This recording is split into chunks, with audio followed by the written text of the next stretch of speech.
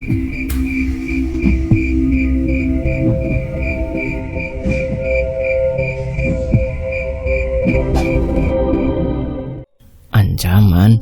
Akan aku habisi dia, Gam, sebelum kembali ke Astana Giridanyang. Salah orang, ancaman itu tidak akan berpengaruh kepadaku. Kita lihat siapa yang terlebih dahulu mati, bentak Budi penuh amarah mendengar hal yang paling sensitif ketika menyangkut nama keluarga. Satu malam sebelumnya, kobaran si jago merah bak menunjukkan takdirnya dengan api yang menyala liar melahap seluruh pepohonan di dalam leweng.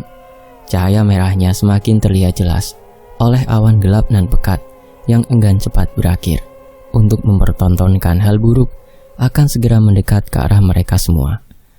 Sebuah jalan menuju Astana Giridanyang yang sudah terbuka lebar adalah daya tarik untuk menyuguhkan kejutan besar. Entah itu akan mempermudah Gama dan Budi atau malah sebaliknya. Raut kulit dahi Cahyo terlihat oleh Gama sudah mengkerut, sementara Budi sejak tadi sudah terlihat sedang memikirkan sesuatu. Bah Jajang, ucap Cahyo tiba-tiba teringat keberadaan warung Bah Jajang.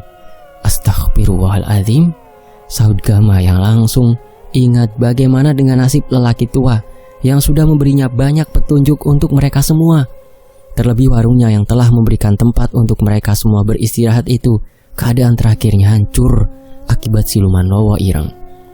Mereka semua bergegas meninggalkan desa Lewi Jajar untuk segera menuju perbatasan alas Rawa Sukmo dengan harus bertahan dari asap-asap tebal akibat kobaran api yang semakin lahap menyantap pepohonan. Hanya ada satu pilihan yang mereka semua ambil, yaitu dengan cara menutupi hidung mereka. Bajajang! Bajajang! Suara teriakan mereka semua menyisir jalur yang mereka semua lalui, dengan kemungkinan Bah Jajang sudah melewatinya terlebih dahulu. Tidak mungkin, ucap Gama perlahan mendapati sesuatu. Gam, ada apa? Bisik Budi. Kobaran apinya, Bud, semakin menjalar. Lihat, jawab Gama, mendapati sesuatu di depannya, yang sudah ia yakini bahwa api-api yang terkena hembusan angin kencang akan menjadi semakin besar, merambat apapun yang ada di sekitarnya. Dari kejauhan, mereka semua sudah melihat seseorang sedang berdiri mematung dengan tatapannya ke arah sebuah warung yang mulai terbakar sedikit demi sedikit. Terjadi, Gam. Tidak salah lagi itu warung Bah Jajang, ucap Budi. Gama hanya terdiam. Ia dapat merasakan dan mewakili bagaimana hati Bah Jajang berkecamuk malam ini. Apalagi setelah ia mengambil keputusan untuk memberitahu mereka semua tentang kejadian masa lalu yang ia ketahui, namun berakhir dengan cara yang tidak pernah terlintas dalam pikirannya saat ini. Bah Jajang tidak apa-apa? Tanya Danan, langsung bergegas memeriksa keadaan tubuh Bah Jajang. Bah, tambah Cahyo, diikuti langkah Budi yang semakin mendekat. Air mata sudah melewati pipi dengan kulit keriput tua Bah Jajang. Ia masih terdiam. Bah, ini kami, Bah. Ikhlaskan warungnya saja dulu. Kita cari tempat aman, ajak Gama. Seketika, kedua bola mata Bah Jajang melihat ke arah mereka semua satu persatu. Saat ada ramalan. Mulut Bah Jajang terbuka dengan terbata-bata, membuat mereka semua terdiam. Seketika suasana hening tiba di balik malam yang semakin larut. Hutan ini terbuka ketika tahta Astana Giridanyang terisi. Abah tidak pernah menyangka seperti inilah ketika hutan ini benar-benar terbuka, tambah Bah Jajang. Benar, tidak ada yang menyangka, tambah Kimbol. Suara Kimbol mampu membuat Bah Jajang melihat ke arahnya. Ia hanya menghela nafas lega saat mengetahui Kimbol sudah bisa kembali dalam keadaan selamat dari Siti Kawaruhan. Begitu juga ketika melihat ke arah Budi dengan rambut gondrong terurai panjangnya. Ia cukup terpukau dan meyakini bahwa siluman Lowo Ireng pasti sudah hancur lebur. Tujuan kita bukan keluar dari hutan. Tujuan kita seharusnya menuju Astana Giridanyang untuk menyelesaikan semuanya, ucap Bah Jajang sambil menganggukkan kepalanya perlahan. Benar, Bah, kami akan menuju ke sana, sahut Danan setelah bertatapan serius dengan Gama. Mungkin Bah Jajang, Abah, dan Dirga bisa mencari tempat aman kembali ke desa Lewi Jajar, sementara kami menuju Astana Giridanyang, lanjut Danan. Bah Jajang menggeleng. Saran dari mereka semua tidak cukup membuatnya tenang. ia harus memuaskan apa yang ada isi dari dalam kepalanya setelah melihat kobaran api semakin meruntuhkan warungnya tanpa tersisa. Tidak, kita harus ke sana saat ini juga. Kita harus menyaksikan apa yang terjadi dan menghentikannya sebelum semuanya terlambat, tegas Bah Jajang. Sudah Bah, biar saya temani kembali ke desa Lewi Jajar. Mereka semua mengerti yang akan mereka hadapi, ajak Abah. Gama dan Danan mengangguk ke arah Bah Jajang, memberikan isyarat bahwa mereka semuanya akan baik-baik. Bah Jajang yang masih terlihat ragu itu hanya mendapatkan tepukan perlahan ke arah pundaknya dari tangan Budi agar mengikuti saran Abah. Saya mengenali Bah Jajang, ada yang harus kita bahas di desa, ucap Abah saat membantu Bah Jajang. Sepertinya Abah mulai mengetahui tujuannya untuk ikut ke tempat ini, ucap Jagat pada Dirga. Setelah semuanya terpisah dengan Bah Jajang, dengan rasa kepercayaan dan tujuan mereka menjadi satu, mereka kembali menyusuri hutan yang sudah terlahap hitungan menit oleh amukan api. Tidak bisa dibiarkan ini, bisik Budi kepada Gama. Gama mencoba mengendalikan amarah Budi, apalagi ia mengetahui dari mana Budi berasal dan baginya tempat ia berasal begitu sangat menyakitkan. Gila, hutan sebesar ini bisa dibakar dalam hitungan menit, ucap Cahyo. Kali ini Cahyo tidak berani mengusik Budi dengan wajah Budi yang sudah terlihat geram. Lebih cepat, teriak Kimpul yang benar-benar cemas. Tiba-tiba Gama mendengar suara yang berasal dari ranting-ranting yang sudah terbakar. Suara itu semakin jelas ia dengar sambil terus berusaha memastikannya. Serat, serat, serat. Sekumpulan kera-kera kecil yang sudah terlihat, namun setelah Gama melihat dengan jelas beserta ciri-cirinya itu, mereka adalah teman dari Kliwon yang terus membuka jalan agar mempermudah mereka semua yang terus berkejaran dengan waktu dan harus segera memastikan tempat yang mereka tuju. Sementara itu di Astana Giridanya. Jadi ini tempatnya? Tanya Gama. Tidak salah lagi. Tempat ini pernah muncul di Pangawaruhku, jawab Kimpul membenarkan keberadaan tempat yang sedang mereka sama-sama lihat. Dengan cepat Cahyo langsung menaiki salah satu pohon tertinggi yang telah hangus terbakar dengan pandangan matanya dipenuhi emosi. Menyusul Budi di bawahnya dan memberi reaksi yang sama, semakin memperjelas sesuatu mengerikan yang sedang mereka berdua lihat. Apanya yang tanah para pendekar? Tempat ini lebih tepat disebut dengan tanah terkutuk, ucap Cahyo. Budi langsung mengangguk dingin ke arah Gama, membenarkan ucapan Cahyo dengan raut wajah seolah mencari mangsa buruannya itu. Ucapan Cahyo langsung menarik Danan. Gama dan Kimpul melangkah ke arah daratan yang lebih tinggi. Dari situ mereka baru menyadari apa yang sebenarnya sedang dilihat oleh Budi dan Cahyo. Mayat-mayat bergelimpangan di reruntuhan itu. Bukan jasad orang yang baru saja mati. Jasad itu seolah mempunyai usia yang sudah teramat tua. Ada yang sudah membusuk, menyisakan tulang, dan ada yang sudah terkapar membatu. Seperti keadaan Murni, tidak jauh berbeda, bisik hati Gama. Manakala kembali mengingat ia terakhir kali melihat keadaan Murni dan gambaran dari mimpinya beberapa malam ke belakang saat berada di rumah Bah Asep. Hal itu bak gambaran yang kini membawanya pada sebuah kenyataan. Pembantaian? Tanya Gama. Bukan. Mereka jasad yang dikumpulkan oleh Raden Sengguni di Siti Kawaruhan untuk saat ini, jelas Kimpul. Maksudnya, mereka akan dibangkitkan? Kimpul mengangguk setuju. Seperti yang terjadi pada Jagat Rahpaku Jagar yang menyerang Dirga, tambah Jagat. Gama hanya menggelengkan kepalanya, bersamaan dengan Danan menelan ludah, membayangkan bencana besar yang akan terjadi saat Raden Sengguni mengabulkan niatan dalam dirinya yang penuh ambisi untuk membangkitkan mereka semua. Dengan Pangawaruhku, Raden Sengguni bisa meramalkan sandi yang digunakan untuk ritual Sewu Lembut. Tidak ada celah untuk menggagalkannya, ucap Kimpul. Cahyo dan Budi turun dari pohon dan menghampiri mereka. Kalau gitu, kita serang sebelum mereka bangkit sepenuhnya, teriak Budi yang segera berlari menuju ke kerumunan itu. Betul, Cahyo sependapat dan segera menyusul Budi. Tapi dalam hitungan detik, Danan menarik sarung Cahyo dan menahannya hingga terjatuh di tanah. Sementara Gama bergegas menarik kerah belakang baju Budi untuk menghentikannya. Tahan, ucap Gama. Dengan satu kata, Budi segera menghentikan langkahnya tanpa membantah sedikit pun. Ia hanya menundukkan kepalanya ke arah Gama. Ada cara jauh lebih baik, Put. Ingat, banyak nyawa yang harus selamat, ucap Gama. Kenapa, Nan? Kalau ada waktu yang tepat untuk menghentikannya adalah sekarang, protes Cahyo.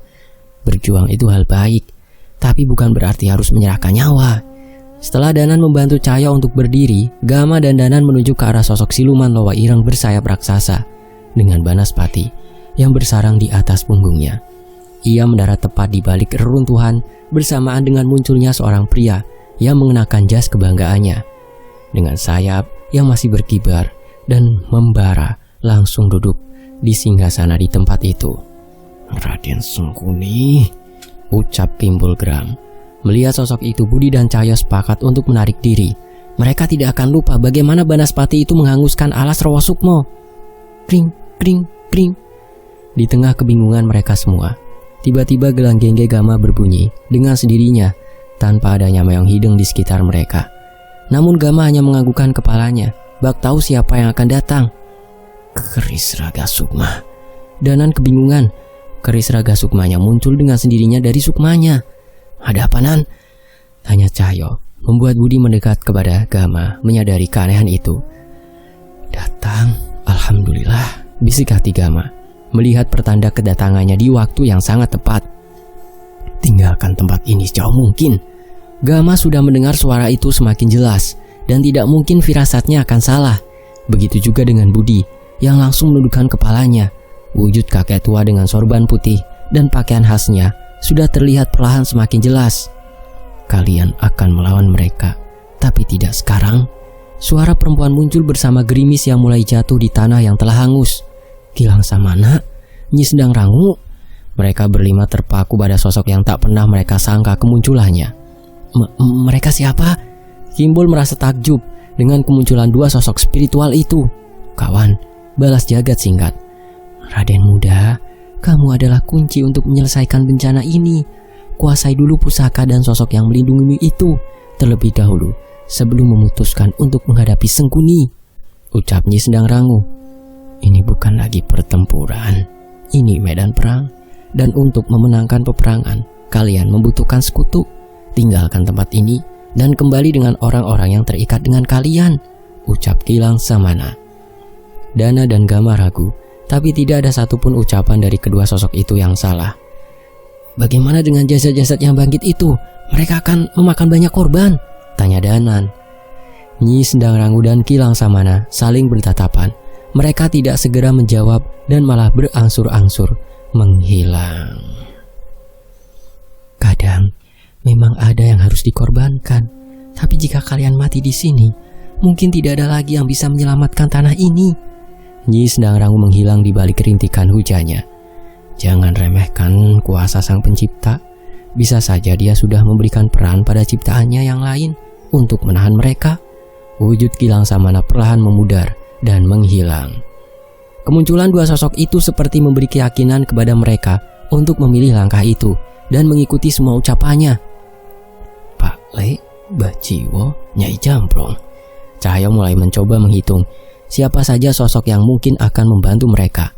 Kang Sukri, Banu Rasmi, ucap Kimpul. Ki Dudui, Mang Idim, Ki Sanca, Ki Anam, kata Gama. Mereka semua bergumam sambil melamun, membayangkan siapa saja yang mungkin membantu mereka menghadapi jasad-jasad pendekar yang bangkit itu dalam medan perang nanti. 3 hari, Jagat membuka pembicaraan. Aku akan mengumpulkan pusaka dan kekuatanku untuk menjemput kalian dalam 3 hari. Dan kita akan kembali dengan semua sekutu yang kita miliki. Danan, Cahyo, Gama, Budi dan Kimpul serentak menoleh ke arah Jagat dan menganggukkan kepala. Tanpa menunggu lama, mereka pun berpaling meninggalkan tempat mengerikan itu dan berpencar untuk mengumpulkan sekutu untuk menghadapi Raden Sengkuni dan pasukannya. Jauh dari tempat mereka semua, Raden Sengkuni mengendus keberadaan sosok yang mengawasi mereka. Ia pun berdiri dari singgasananya dan memperhatikan beberapa sosok yang telah bangkit dengan sempurna dari kematian. Senyum lebar penuh ambisi dan keyakinan sudah terlontar dari mulutnya. Aku perintahkan kalian untuk berkumpul. Sosok manusia yang memiliki tangan 4 dan panjang serta kaki yang sama panjang merangkak seperti laba-laba menghampiri Raden Sengkuni. Saya Ki Tunggul Pati, bangkit dari makam alas mayit. Sosok mengerikan itu merunduk menunjukkan kepatuhannya. Rupanya Baron bekerja dengan baik. Kagum Raden Sengguni dengan sosok pendekar siluman yang jasadnya dibawa oleh Baron, dengan asupan makanan darah-darah yang sudah Baron tebar hingga sampai di kampung Tegal Surup. Menyusul Ki Tunggul Pati, bangkit juga beberapa sosok berpakaian abdi keraton dan beberapa sosok yang bangkit bersama khodam yang mereka miliki. Tidak sia-sia aku membunuh kalian, teriak Raden Sengguni puas melihat sosok-sosok yang ia bunuh mulai bangkit. Sosok-sosok itu pun berlutut patuh sebagai perwujudan dari kekuatan kutukan Sarebu Lelembut. Aku merasakan keberadaan dua sosok yang mungkin akan menghalangi jalanku. Sepertinya ada tikus-tikus yang bersama dengan mereka. Habisi mereka sebelum mereka menjadi pengganggu, perintah Raden Sengguni. Dalam sekejap, sosok-sosok yang baru saja bangkit itu menghilang berpencar dan mengikuti jejak Danan, Gama, Kimbul, dan yang lainnya. Sementara itu, di kampung Tegal Surup, suara ayam berkokok baru saja terdengar untuk mengiringi matahari pagi yang baru terlihat ujung batang hidungnya dengan membawa sinarnya yang perlahan meninggi. Sebuah pagi yang paling dinanti kedatangannya di kampung Tegal Surup sejak beberapa hari ke belakang. Setidaknya jika pagi datang, mara bahaya dan suasana mencekam itu bisa hilang sementara. Dengan satu alasan yang sama, banyak warga terutama perempuan kini terbaring seperti keadaan Murni, anaknya Mbah Asep. Dan kedatangan kelelawar dengan suaranya yang begitu berisik, para warga menyebutnya siluman pembawa kutukan. Dari depan rumah-rumah warga kampung kini terdapat banyak bekas obor-obor yang jika malam hari para kepala keluarga itu berjaga dari serangan kelelawar dan mengambil langkah yang sama menutup semua lubang-lubang rumah beserta wewangian dari daun yang bisa membuat kelelawar itu tidak nyaman. Begitu juga dengan lelaki tua yang sedang menanti seseorang datang. Sejak azan subuh berkumandang, dirinya hanya bisa duduk bersila di teras rumah Mbah Asep sambil tidak pernah lagi melepas tasbih di genggaman tangannya. Lantunan zikir terus ia kumandangkan dalam hatinya. "Kek, maaf." Lelaki tua itu tidak menoleh sedikit pun. Ia hanya memandang kosong ke satu jalan ketika cucu tercintanya itu sudah beberapa hari meninggalkan rumah Mbah Asep. "Sudah kamu ketahui, Dim, monyet itu?" tanya Ki Dudui. "Ketek ireng, tidak salah lagi. Angkoro dari suruhan Raden Sengguni," jawab Mang Idim. "Kalau begitu, bukan hanya Lowo Ireng saja yang belum bisa kita pastikan pergi dari kampung ini, tapi muncul sosok lain. Malam ini akan jauh lebih berbahaya." "Murni juga mungkin tidak akan selamat, Kek. Jika nyawanya melayang untuk membuat kampung ini kembali aman, Abah ikhlas. Semuanya sudah diperjuangkan," sahut Mbah Asep yang ikut duduk di sebelah Mang Idim. Ucapan Mbah Asep tidak membuat Ki Dudui menoleh ke arahnya. Begitu juga tidak ada ucapan yang keluar dari mulut Mang Idim. Penguasa selalu punya cara, yang tidak ada bisa jadi ada. Namun ingat, kita punya pencipta bumi dan isinya adalah milik dia, ucap Ki Dudui perlahan dengan tatapan kosong di kedua bola matanya. "Ini bukan perkara murni hidup dan mati lagi, Pak Asep. Ini perkara kutukan yang akan membahayakan banyak kampung. Jika kutukan Sarebu Lelembut itu dikehendaki seseorang terjadi, maka masalah jauh lebih besar siap menanti," lanjut Ki Dudui dengan tiba-tiba berdiri dari duduk bersilanya manakala melihat sorotan cahaya motor semakin mendekat ke arah rumah Mbah Asep. "Alhamdulillah," ucap Mbah Asep. Harapannya seperti bangkit dari kematian setelah melihat Gama dan Budi dari kejauhan. Sayangnya mereka bukan membawa kabar paling bahagia yang kita tunggu. Malah sebaliknya, ucap Ki Dudui, seperti sudah tahu bahwa Gama dan Budi kembali membawa kabar yang kurang baik. Setelah bersalaman dengan hangat untuk menyelimuti keadaan semakin berbahaya dan tidak memberikannya banyak waktu itu, Gama belum beranjak lagi di dekat tubuh Murni yang semakin mengenaskan. Sementara Budi sedang makan dengan lahap ditemani Mang Idim, Mbah Asep, Nituti, dan Kang Kos yang baru bisa meminta maaf kepada Budi sejak kejadian malam kedatangan Budi ke rumahnya. "Tidak pernah sadar lagi kayak ini?" tanya Gama, menahan rasa sakit di hatinya, apalagi setelah mendengar keadaan Dewi dan seluruh keluarganya dalam keadaan bahaya. Juga setelah Ki Dudui ceritakan, sejak Baron dan Keling mati, hanya sekali Murni sadar. Namun sudah ada lebih dari 4 orang yang setiap sore keadaannya harus Idim pastikan. Penyakit kutukan ini seperti sengaja memberikan darah untuk Raden itu, Gam, jawab Ki Dudui. Gama juga kembali untuk meminta bantuan, kek. Di Astana Giri Danyang, itu Raden Seguni telah membangkitkan seluruh yang mati, kek. Ini semua atas saran Kilang Samana. Begitu juga yang sedang dilakukan Dadan dan Cahyo serta Kimpul, ucap Gama. Membuat suasana seketika hening.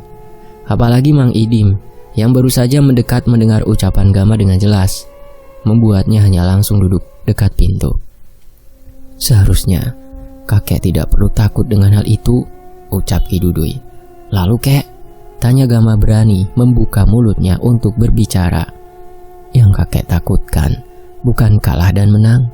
Yang kakek takutkan juga bukan keselamatan hidup dan mati kalian, tapi mereka-mereka warga kampung yang tidak bersalah ini, Gam, jawab Ki Dudui. Kepulangan dan kedatangan kalian akan membawa bencana malam ini jauh lebih berbahaya. Mereka tidak akan membiarkan kita tenang, lanjut Ki Dudui. Benar, kek, tapi warung Bajajang sudah menjadi korban. Desa-desa lain juga sudah mendapatkan imbas dari semua ini. Jika tidak dihentikan semuanya akan terjadi, ucap Gama langsung menceritakan segala kejadian yang sudah ia lewati dan hadapi bersama Budi. Mbah Asep, Nituti, dan Kang Kus sama sekali tidak berani masuk dalam obrolan Gama. Budi, Ki Dudui, dan Mang Idim, apalagi terdengar Gama sedang menceritakan bagaimana bahayanya keluarga Ningrat itu dengan ambisinya. Cerita Gama membuat Mang Idim hanya menundukkan kepalanya. Begitu juga Ki Dudui yang entah kenapa hanya menundukkan kepalanya di hadapan Gama yang duduk bersila itu. Setiap kalimat yang keluar dari mulut Gama begitu tegas dan penuh penghayatan, apalagi tidak terucap kalimat mundur atau menyerah sekalipun pada masalah yang sedang mereka hadapi itu. 3 hari waktu yang sudah Gama dan Budi sepakati untuk kembali bersama mereka datang kembali ke tempat itu. Lanjut Gama sambil menceritakan segala kejadian. Sudah beberapa kali Ki Dudui mengelap air mata yang jatuh membasahi pipinya itu. Begitu juga dengan Mang Idim dan Budi. Hal itu sontak membuat Gama merasa aneh. Apa ada yang salah, kek, dengan cerita Gama barusan? Tanya Gama perlahan. Tidak, Gam. Mendengar suaramu hari ini tidak jauh berbeda ketika Langsamana berbicara dan tidak pernah mundur dalam sejarah hidupnya ketika menghadapi masalah, ucap Ki Dudui. Gama sontak sadar. Seketika tubuhnya seperti bergetar tersambar petir. Gama kumpulkan Ki Anam dari Leweng Awi Kolot dan Ki Sanca dari Leweng Sanca Getih, ucap Gama. Kakek bantu malam ini, ucap Ki Dudui sambil membuang nafasnya cukup panjang, serta kepalanya mengangguk berkali-kali, membuat mereka bertiga langsung terdiam. Kamu, Gam, jaga saja Murni, Idim warga kampung dan Budi sekitaran rumah. Itu bukan hal yang sulit untuk meminta bantuan Ki Sanca, apalagi Ki Anam dilibatkan, dengan syarat jika keadaan kakek bisa terjaga. Tegas Ki Dudui menyetujui keinginan cucunya itu. Sementara itu, tolong. Mulut Murni hanya terbuka perlahan tanpa mengeluarkan suara. Mulutnya itu terus mengucap namun hanya kalimat tolong. Terikat di Astana Giri Danyang, tidak salah lagi, ucap Gama sambil mengusap wajah Murni dengan perlahan. Tangan Budi hanya mengepal penuh emosi. Rasa sakit yang sedang Murni derita adalah salah satu rasa sakit yang sama yang dengan mudah ia rasakan. Apa yang bisa Abah bantu, nak Gama?